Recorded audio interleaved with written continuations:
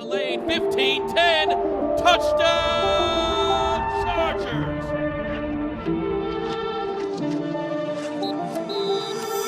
What's up, guys? Welcome into a Week 14 edition of Chargers Weekly. Bolts set to hit Sunday Night Football yet again against the Miami Dolphins. As always, joined by Matt Money Smith.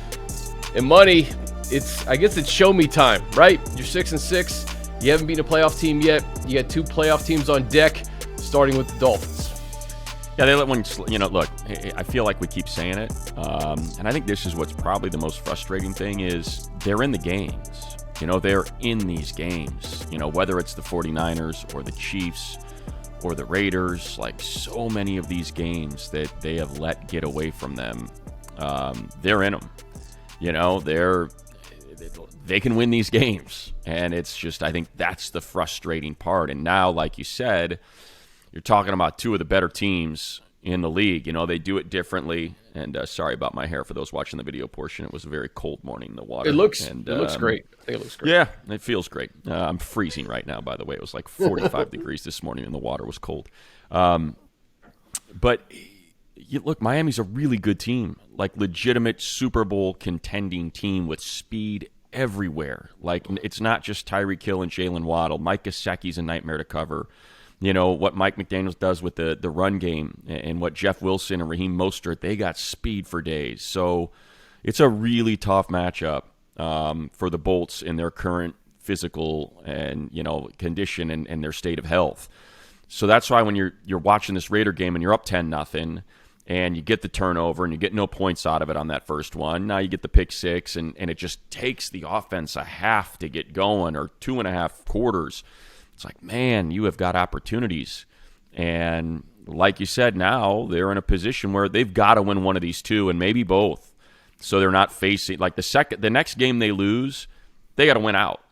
And that is not a fun place to be when you find yourself having to win out to make the tournament. So, I mean, Sunday, I know on paper, like I said, it looks like it's a really rough go, but so did the Chiefs. So did the 49ers. I mean, we were talking in the hallway, Chris, with a bunch of people. They thought the 49ers game was going to be a complete bloodbath. And they were in it. They had a chance to win that game at the last possession. Defense comes up with a huge stop, and they just can't quite put it together. So, that's the one thing that gives me, legitimate hope. Like, oh, yeah, they can totally do this. It's that they've been in every game. They just got to figure out a way to win. Yeah. It starts with 10, and it starts with protecting number 10. He was hit 14 times. He was sacked 5 times against the Raiders.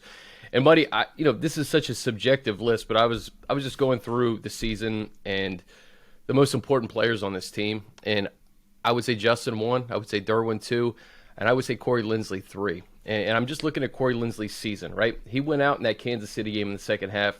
The first half they were dominating. They lost 27-24. He didn't play in that Jacksonville game. They lost 38-10. The San Francisco game, 1-possession game, he's in it.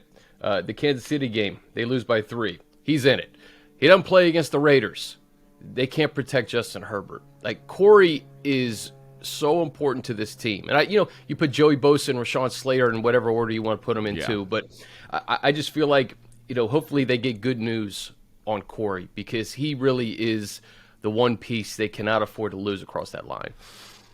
I by no means am I pushing back on it. You're 100% right. He's invaluable, especially because the protections and all the stuff he does that you take that off of Justin's plate, that people don't recognize how much that's worth. But, I think we can have this conversation about so many of their players.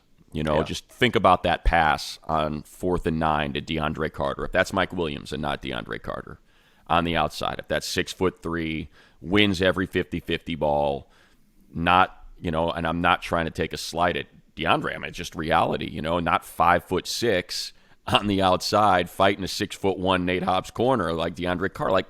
So there's that. Yeah. They had the Raiders' offensive line is not good. They had 0 pass rush. I mean, Morgan Fox, God love him. He was pretty much the only guy that generated anything in that game. And that is not a good offensive line. So that's where the Bosa thing comes in. Like, teams have just loaded up on Khalil Mack and been like, whatever, man. We got no concern with the other side. And so, that's where I think that's, like, to me, that's probably one of the more frustrating, parts of the season is, man, having seen, whatever it was, 6 quarters with Joey or whatever, 10 quarters with Joey Bosa, and not having him here for this long is like, holy cow. I mean, what a freaking kick in the pants that has been. Sorry to interrupt, but just go to the first half of that Kansas City game in week 2. Like, how awesome the defense looked. We were all looking at each other like, okay, this is what Brandon Staley's defense, this is what he was envisioning in that first half of that Kansas City game. Yeah. So I think, like, what I'm saying is there's so many different spots you can circle of where this team needs to pick it up. Offensive line was pressured on 44% of his dropbacks. Half the time you snap the ball to pass, you're under pressure. Like, that's you can't operate. Like, you can't function. Now, I will say, I think Justin ran into 2 of those.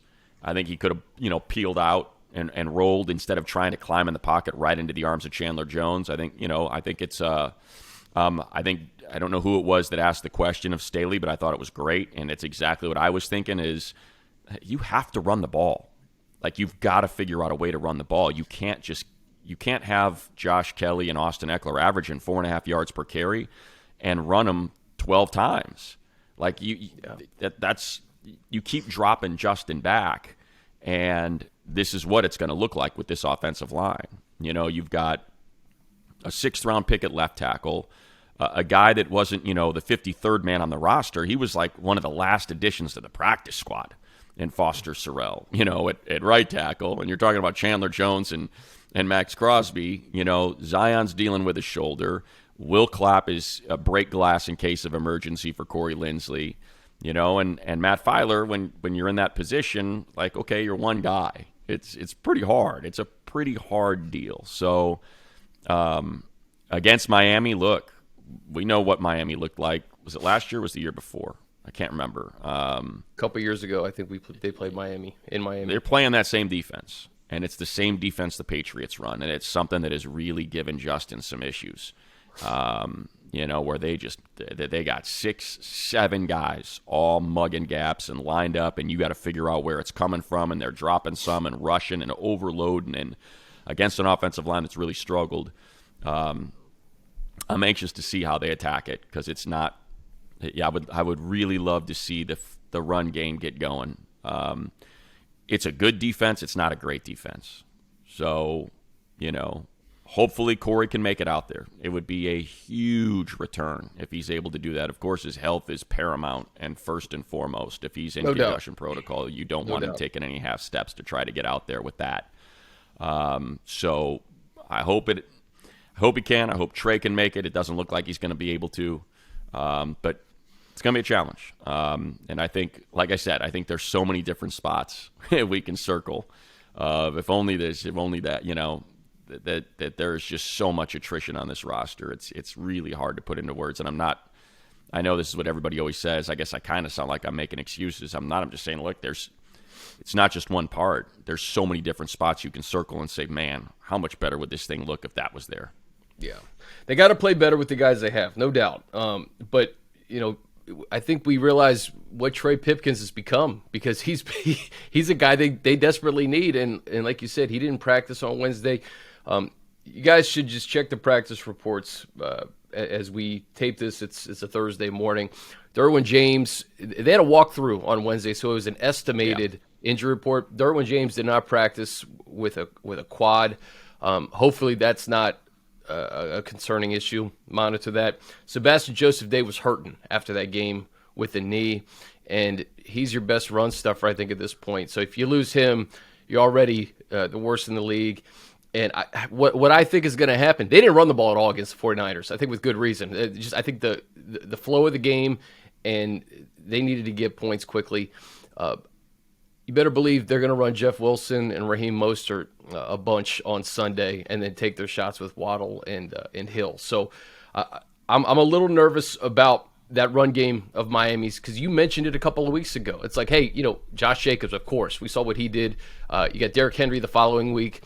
But Mike McDaniel and his track record in the running game, he doesn't have to run it a ton when you have Waddle and Hill and Tua slinging it around. But He's got it, and he's got it in Wilson Mostert with the speed. Well, and I think you just go back to last week, and it's the red flag, right? It's you got two guys you got to worry about. Two, if you can take them away, you feel really good about Mac Hollins, Foster Moreau, Abdullah when he comes in. It's not Hunter Renfrow and Darren Waller out there, and those two guys combined for 320 yards. It's crazy. Like and I get it. One is a great play by Asante. I thought my radio call was terrible because I thought he swatted the ball away. It looked like he got a fingertip on it, but it ends up being a touchdown catch, for 40 yards for Devontae. And then there's a flea flicker, and the safety bites, and he gets 2 steps on Callahan, and that's that. And that's another 50 yards. So of his 170, you got 90 yards right there on those 2 plays. But hey, those 2 plays happened. Jacobs got some. He got some rhythm, and look, he might be the best back in the league this year. He's been playing exceptional football, so it's going to be hard to slow him down. But again, okay, this is what we have, and I think Coach Staley pointed it out. He's like, look, we had Devontae bracketed almost the entire game. You have those 2 explosive plays, and again, it's like, I get it, but you have those 2 explosive plays. Yeah, 8 for 177. Yeah, and that's why I kind of understand, and I think it does speak to his character that there are coaches out there that will get frustrated and say, look, our calls are right, our scheme is right, we need to execute better. And that's them throwing their players under the bus, and he just won't do it.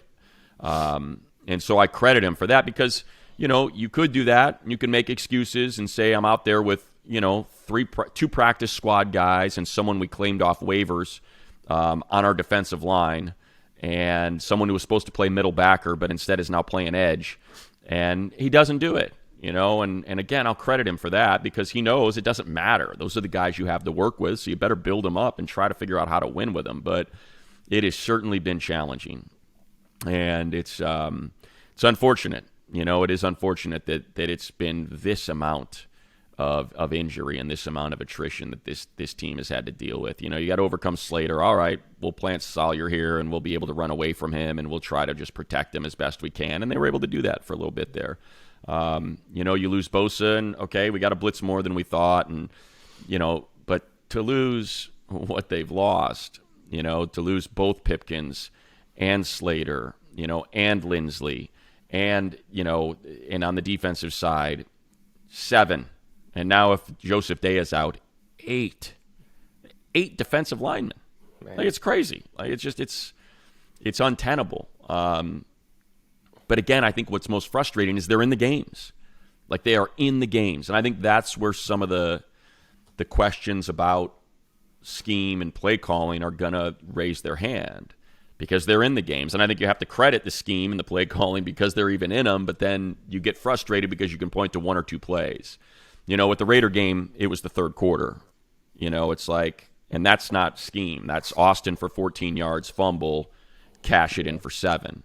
It's Dicker missing a 52-yarder, cash it in for 7. That's your 3-point lead becomes an 11-point deficit in 48 seconds or whatever it was,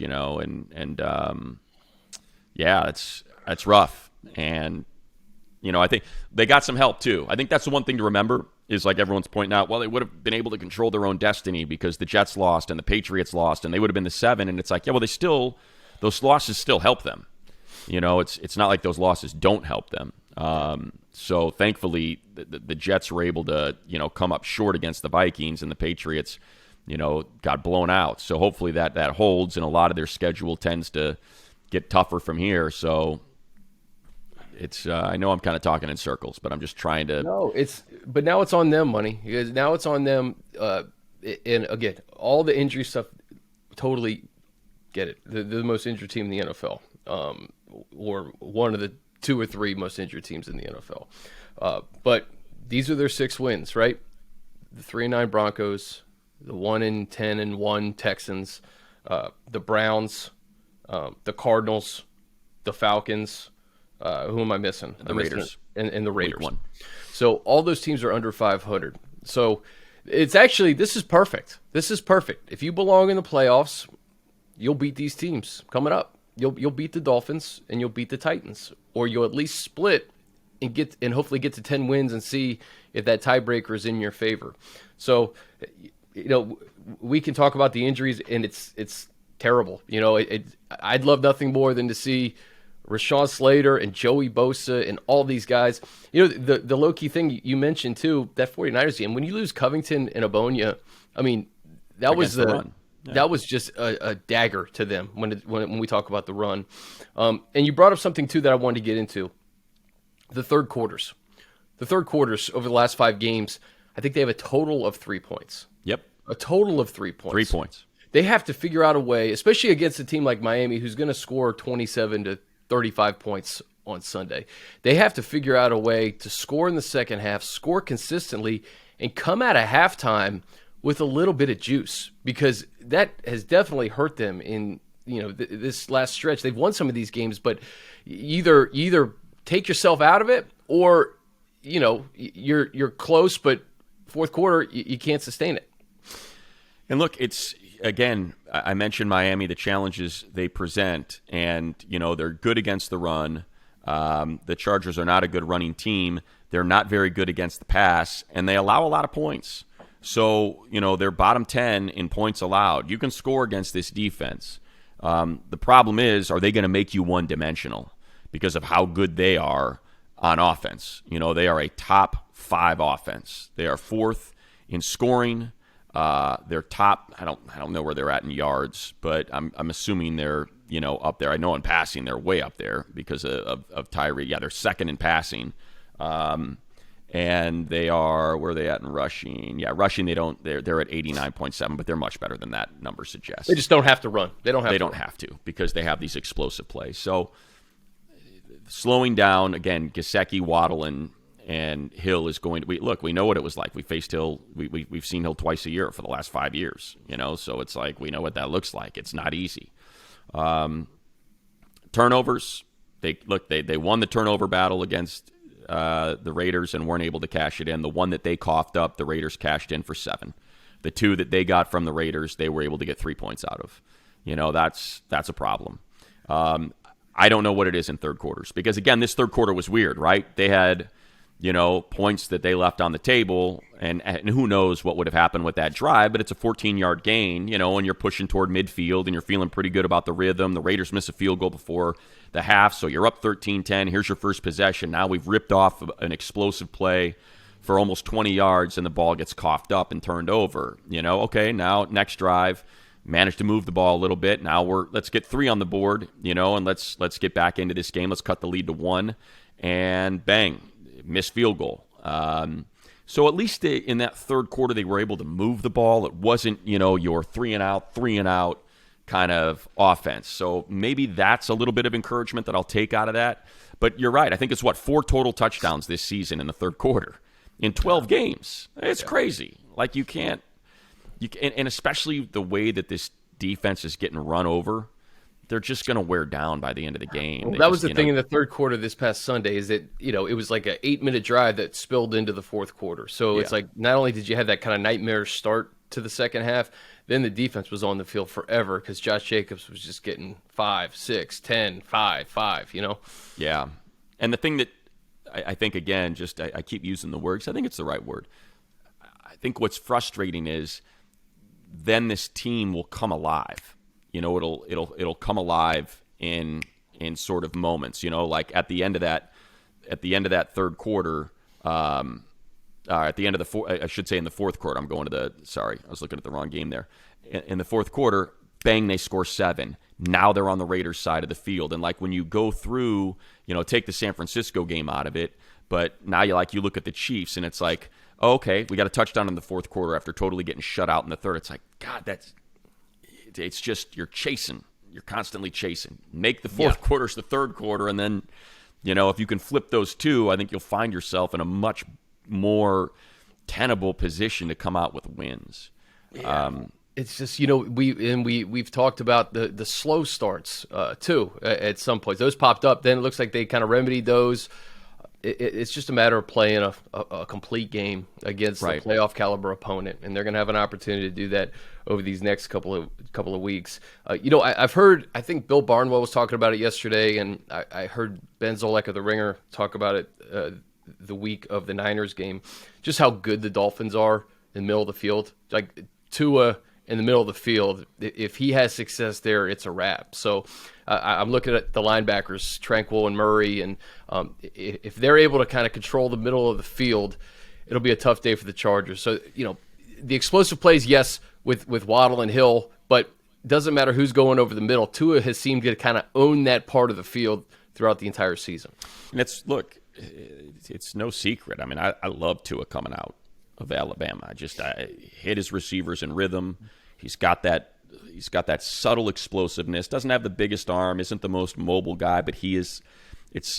I hate to use the Tom Brady comparison, but it's that tick, tick, tick, tick, just in the pocket. He's able to move enough, and he's able to explode enough where he finds those windows and he delivers the ball in rhythm. And it's just what they've done is they've built a team around the quarterback. And for all the people that were complaining about Brian Flores getting let go, I think you're seeing why they let him go. He just never believed in Tua. And, he wasn't a Tua guy. It was clear. And so I think they knew what they had.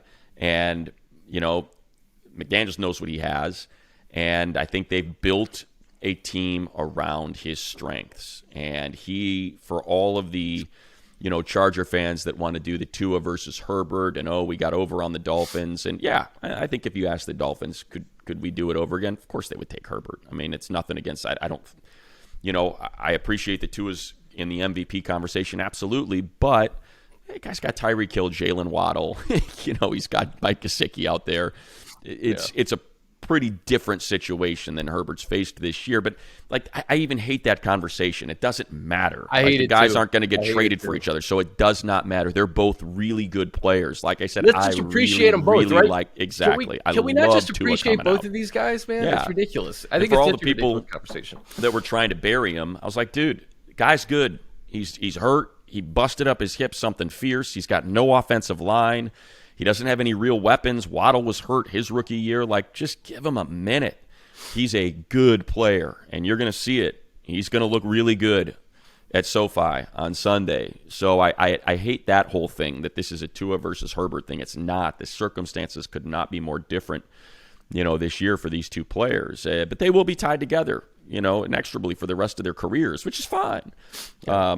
I just don't think if Herbert comes out with a win, it's like, see, he's the gamer. Tua's not. He lost against the 49ers, and he had to win that game against the Chargers. He did, and Tua's a bum. No, he's not. If Herbert loses, see, you guys got all excited about the big physical presence, but it's the guy that has the mastery of an offense like Tua that is what, you really needed. No. It's a team. It's 22 guys, man. It's at the same time on the field. And each of them have an impact on how a play turns out, either preventing forward progress or gaining moment, or gaining yardage. So unfortunately, you're coming in at a decided disadvantage.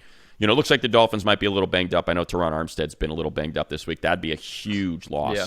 He did not practice on Wednesday. He did not practice on so Wednesday. That would be a big, big disadvantage for that offensive line. Yeah. I'm with you, though. I think it's fun for fans. Sunday Night Football, Tua, Herbert, and I'm sure that was a big reason why NBC flexed into this game, is to see those quarterbacks on a big stage. But this is the Dolphins against the Chargers, and it's this Chargers team that has to find a way to beat a playoff team to get to 7-6. They got to go. They got to go 4-1 at least 4-1. They have to go. Got to get to 10 wins, right? 10 wins is a must. I think it's, and then it's a tiebreaker. I would say. I think it's very, very possible that it is in the tiebreaker at 10-7. I think the Jets have shown that regardless of their remaining schedule this week, they're at the Bills. They get the Lions, Jaguars, and then they finish at Seahawks, at Dolphins.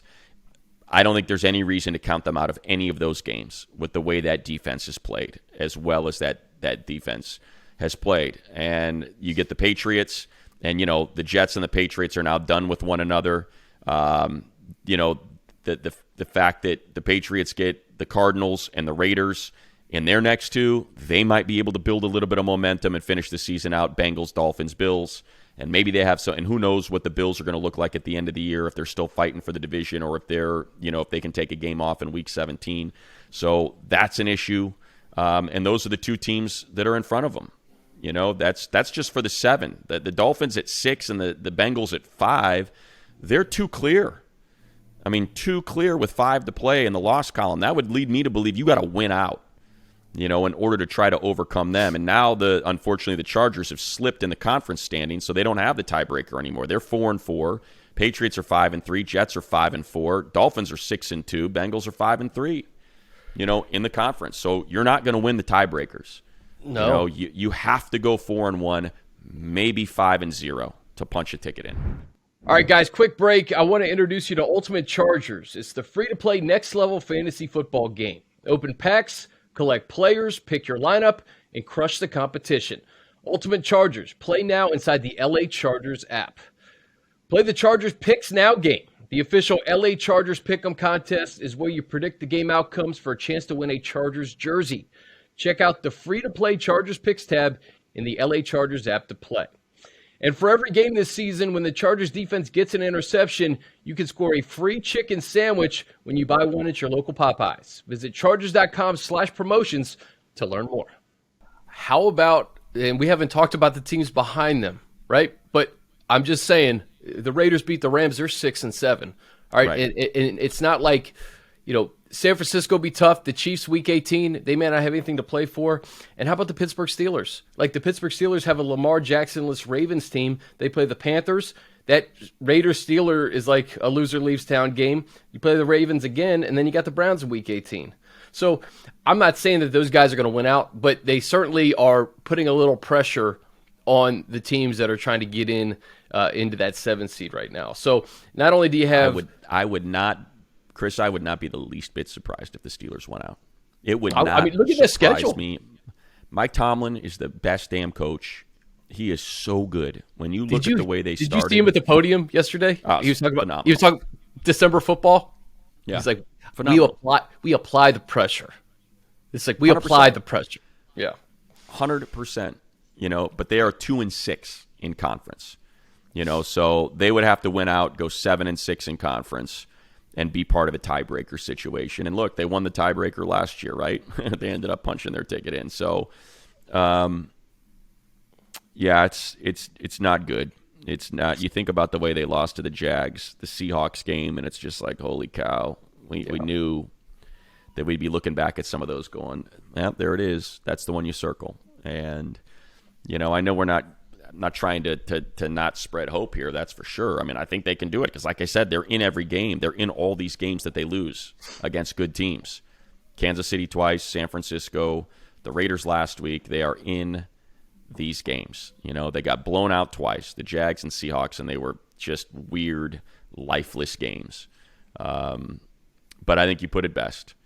You're going to have to beat a good team to get into the tournament. And really, the whole idea of the tournament is, will this team be healthy?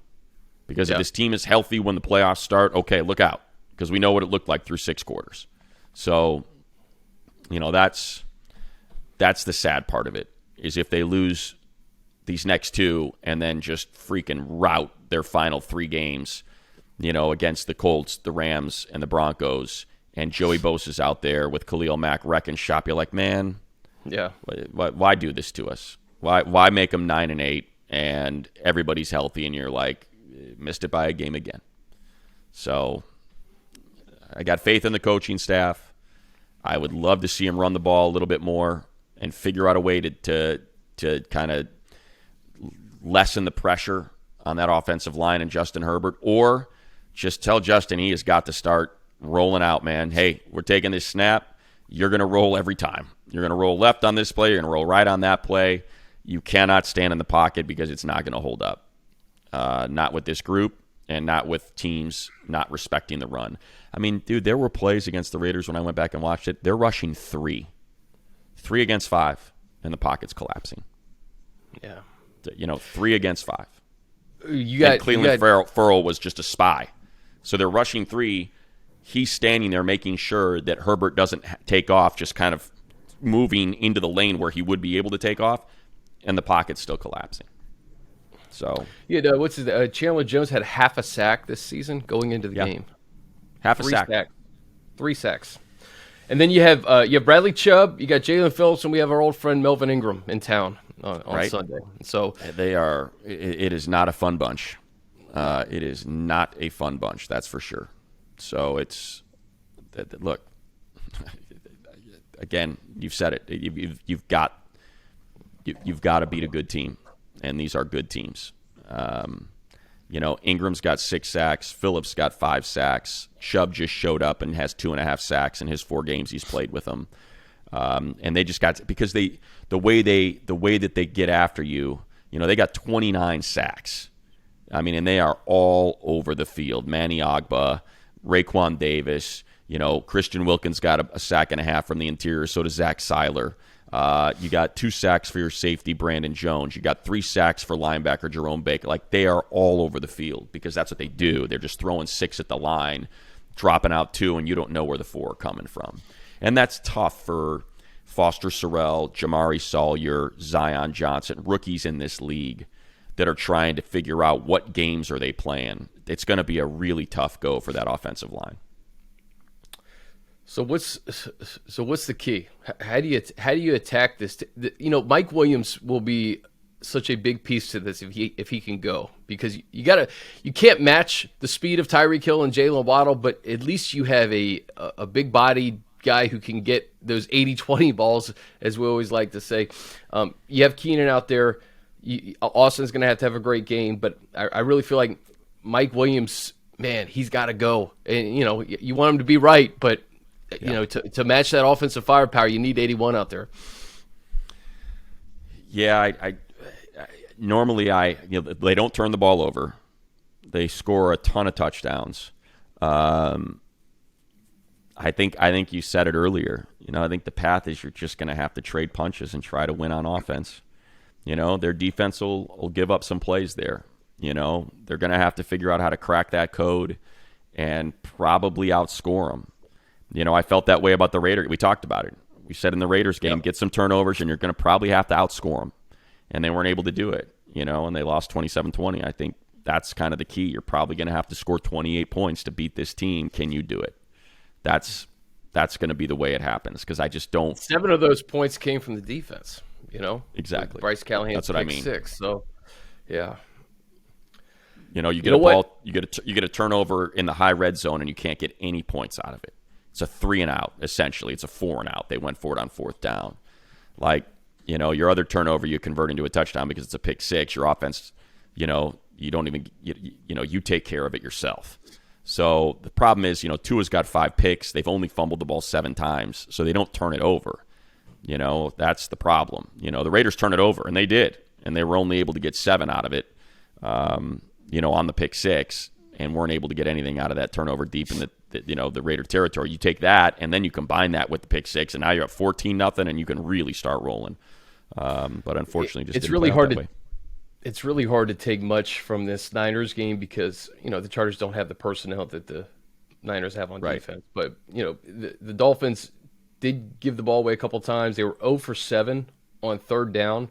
3rd down defense was excellent for San Francisco. They're awesome. They're a really good team, and even with Brock Purdy, man, they may be able to do some damage in the NFC. Yeah. Defense is good. There were, I went back and watched all the throws. There's still some really good plays out there. Like Tua's still playing. I know there were a couple bad, like you said, some bad turnovers in there, but there's still plays that are out there that you're like, man, that's scary. It's and I think there's a lot of people that are pointing that out. That it wasn't the prettiest thing, and you threw 2 bad picks, but at the same time, there's some other plays out there that it's like, that's still explosive. You're still talking about, I'm looking at the numbers now because I was like, man, I felt like he threw for a ton of yards. Yeah, that's still 18 completions for 300 yards. 18 completions went for 300 yards. So again, yes, the interceptions were bad. It looked like they were terrible on 3rd down, but you're talking about 300 yards on 18 completions. That's what you got to try to slow down. Yeah, very few teams in the NFL are capable of doing that. And the Dolphins exactly. And I think again, what's been the big issue for the Chargers this season? It's explosive plays. Yes, we held Josh Jacobs in check. We held Devontae in check. We bracketed him, and we were able to limit his. Yeah, but you had 2 catches for 87 yards. Yeah, and that's what this Dolphins defense is built on. That incredible speed that when Tua hits Hill or Waddle in stride, they are gone. So that's why I think it's a heck of a challenge. Yeah, that's why I think it's what when you said what's the key. I think the key is it's offense got to be right. Big Eckler game, big Keenan game, big Mike Williams game, big Gerald Everett game. It's got Josh Kelly, hammer away. It's got I think this has to be an offensive game.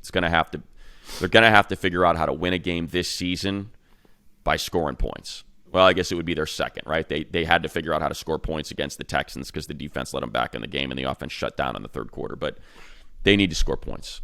I'm looking at the Chargers' schedule right now, and 24, 24, 10. There's the 34 against Houston. Oh, yeah, they dropped 30 on Cleveland. And then it's 19, 23, 20, 16. The 27 against the Chiefs, 24 against the Cardinals, and then 20 against the Raiders. That's got to be a 28 to 30-point performance if you're going to get out with a win here. Yeah, I think 30-plus. You got to score 30-plus to win this game. Yeah. Absolutely. It's going to have to end up being their third 30-point performance of the year. Yeah. And, hey, fans know what this is. They know what's at stake, and they know that if this team is worthy of the playoffs, these next 2 home games at SoFi Stadium will prove that to be true. Hey, at least they get them at home. They get. We've been saying it. At least you get the Dolphins, and although they have been better on the road than at home, but get healthy. Don't worry about traveling. Take the extra day to get your body right. And hopefully, and I know Drew was dealing with some serious flu issues in that game against the Raiders as well. He was not doing well on Saturday, so hopefully, maybe that's now gone, and he's feeling a lot better and can be at 100%. I saw him. I did something with him for his My Cause, My Cleats yesterday, and he looked to be in good spirits. And I don't think he was on. I don't think he was on the injury report. Hopefully, he wasn't. But he's gonna play a big role in this game, Money, in terms of just stopping the run and just being in the middle of the field and trying to figure out what he was going to do next. Right, get a turnover. Do what they did against the Raiders. Pop that thing in the air. Tips and overthrows. You're going to need those. So, and they're going to have to find a pass rush. And again, I think if that means manufacturing it, and it's not the greatest idea to blitz when you got Tyreek Hill and Jalen Waddle out there, but if you cannot allow these teams to pick you apart. And I think if you have to create pressure and commit resources and extra bodies to do so, you got to do it. You cannot allow them to have forever because just the coverage won't hold up. I will say that at home on Sunday Night Football, there'll be some juice in the crowd, and guys love to play on Sunday night, man. Sure. So get so your does bet. Herbert. Yeah, Herbert's different on prime time. Yeah, and that's the equalizer. Exactly. Herbert's the equalizer. This could be a Herbert put everything on Herbert's back game and let him go to work. I think it's gonna actually require that. Don't put everything. Just take a little bit off. Just let him just maybe not 44% pressure rate. See if you can get that number down to 37. Just 33. How about on just a third of his dropbacks instead of nearly half of his dropbacks? He's under pressure. See if we can figure out a way to do. To me, I would almost just, if Mike is playing, I would almost max protect. It's not a Josh Palmer game. It's not a DeAndre Carter game. It's freaking 23 personnel, or it's 22, and you've got Horvath, and you've got, Josh or Austin, and then you've got both McKitty and Gerald, or McKitty and freaking Rodgers, and it's just Keenan and Mike, go make a play, and give Justin that extra beat, because we know he's got the ability to fit his passes into the tightest windows and make those ridiculous throws. I almost wonder if they're going to maybe take that approach and see if that'll work, because it's not working with 5-man protection. It's just not.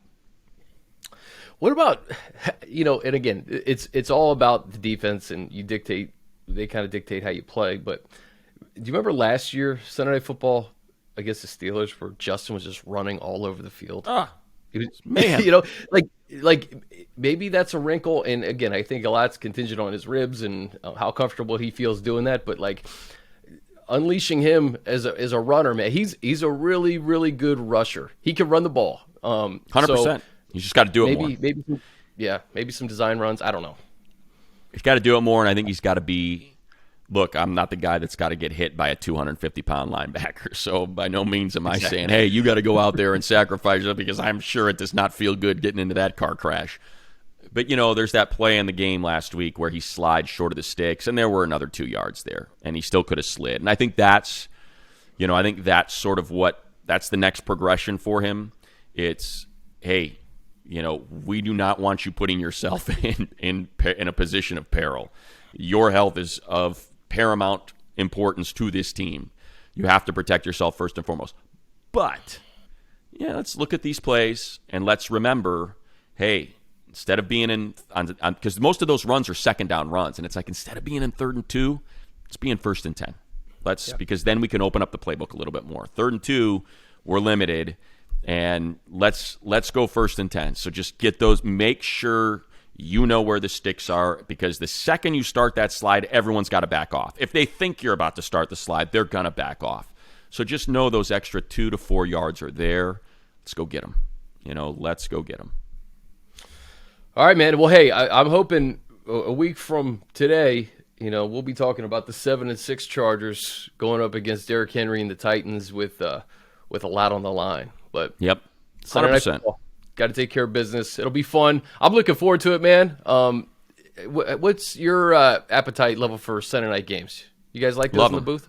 I do. Yeah, I do. In terms of schedule, do I like them? I'm trying to think if I do. I love the juice. I love seeing Tirico, and I love seeing, Mike's just the best, and I love seeing, Collinsworth rolling around. I like all the attention. All the national media that show up that you end up catching up with. The bigness of it, right? It is. It's great. Like, I really do enjoy it. I'm not going to lie. I know for scheduling, it's not the best, but whatever. It's like the juice is too good, man. The juice is way too good when you're there. It's awesome to be in the middle of it, and it's probably going to be our last one because of who remains on the schedule. So I'm going to enjoy that. I mean, obviously, we have the Monday nighter. Monday nights, I'm not crazy about. Sunday nights are the ones that I love. Mondays are cool. You don't think that Baker Mayfield is going to move the needle for January 1st? It could be. It could be. If for some, look, I have the utmost faith in Sean McVay. He's as good as there is in the league, and if I think for all the incoming that Baker takes, look, Baker's a better option than John Wolford and Bryce Perkins. I can tell you that right now. Smart flyer by them. Considerably better. So, yeah, I think maybe there's going to be a little sizzle there. Maybe McVay can find some stuff, but that team's a mess. You want to talk about an offensive line that's a complete disaster. No running game. Cooper Kupp's out. Allen Robinson's out for the year. Yeah. Aaron Donald's now missing games for the first time in his career. Like, that team's a hot mess. So, we'll see. But, again, I'm all about the juice on Sunday, man. I will say this, though. I don't know who made the decision. I don't like it. You know how I feel about the Royal Blues. They're my favorite uniforms. I love the Royals. And I don't know why you ditched the Royal Blues. I don't know why you would ditch the Dan Fouts. You know what? And this has like Epic and Miami vibes to it too. That's what I mean. It's like, how do you, what do you? Come on, think Epic and Miami. What were they wearing? What was Chuck Muncie wearing? Let's go. I'm gonna Google it right now, Chris. Epic. They were wearing whites in the game. Miami, they were wearing whites. Yeah, they were wearing whites with the name, but they were wearing whites, but they had the gold pants. And the helmets. The helmets are royal blue. That's the helmet. And you know what? Like the Dolphins, why do you have this shade of teal? That's the shade of teal that you should be wearing. The Epic and Miami shade of teal is the teal, not this lighter shade of teal. Like when you look at the Chargers uniform in that game, it's the gold pants with the lightning bolt, and it's the royal blue numbers. It's the royal blue helmet. It's not the powders. That's what I'm talking about. Oh man, 40 years. It's I guess this past goes. So I guess it's 41 years. January 2nd.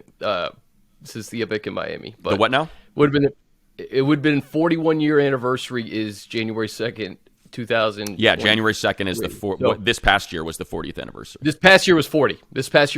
In January. So 2022. yeah, it's like this is the 40th year. Exactly. So, would have been fun. Technically, I guess we would have. So much fun. I mean, NFL's 100 greatest games. Number 4, Epic in Miami. I mean, come on. Yeah. How do you? Yeah. It's Sunday Night Football is going to be there'll be a lot of bump shots to Dan Fouts and company in Miami. Oh, I can imagine. I know for a fact there are, because they had already called and said, "Hey, who do we get in touch with to get some of these Dan Fouts?" I'm like, "Yeah, here you go.